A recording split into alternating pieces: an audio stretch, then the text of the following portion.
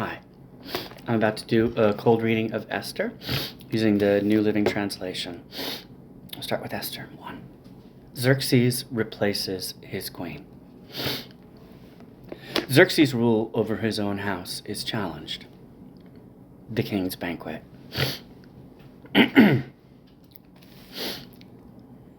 These events happened in the days of King Xerxes, who reigned over 127 provinces stretching from India to Ethiopia.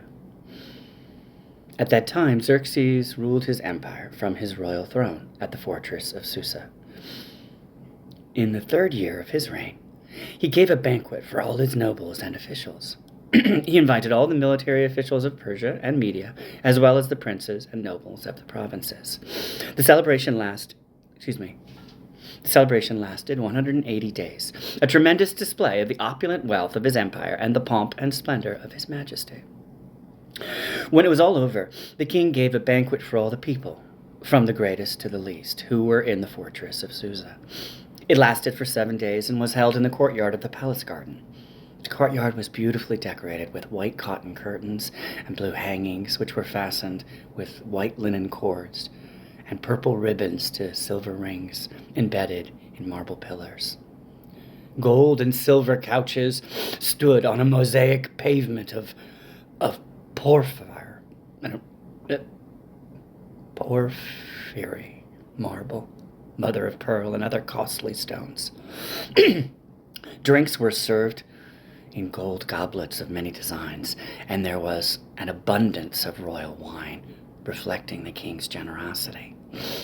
By edict of the king, no limits were placed on the drinking, for the king had instructed all his palace officials to serve each man as much as he wanted. At the same time, Queen Vashti gave a banquet for the women in the royal palace of King Xerxes. Queen Vashti deposed. On the 7th day of the feast, when King Xerxes was in high spirits because of the wine, he told the 7 eunuchs who attended him, Mehuman, Biztha, Harbona, Bigtha, Abagatha, Zethar, and Carcas, I may have gotten those names wrong, to bring Queen Vashti to him with the royal crown on her head. He wanted the nobles and all the other men to gaze on her beauty, for she was a very beautiful woman. But when they conveyed the king's orders to Queen Vashti, she refused to come. This made the king furious, and he burned with anger. He immediately consulted with his wise advisors, who knew all the Persian laws and customs, for he always asked their advice. The names of these men were Karshina, Shethar, Admatha, Tarshish, Meres, Marsena, and Memucan, 7 nobles of Persia and Media. They met with the king regularly and held the highest positions in the empire. What must be done to Queen Vashti? The king demanded. What penalty does the law provide for a queen who refuses to obey the king's orders, promptly sent through his eunuchs? Memucan answered the king and his nobles.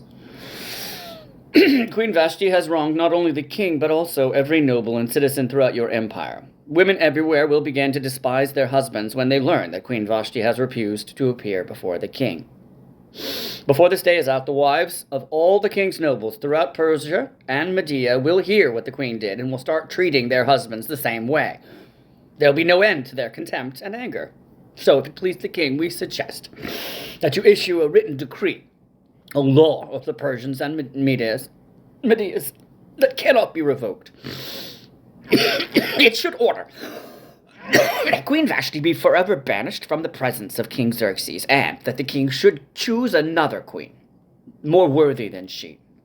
When this decree is published throughout the king's vast empire, husbands everywhere, whatever their rank, will receive proper respect from their wives. The king and his nobles thought this made good sense. So he followed Memucan's counsel. He sent letters to all parts of the empire, to each province in its own script and language, proclaiming that every man should be the ruler of his own house and should say whatever he pleases. We're going to stop there. And that is Esther 1. So we'll come back and finish the story up. Thank you for joining me, and God bless your day.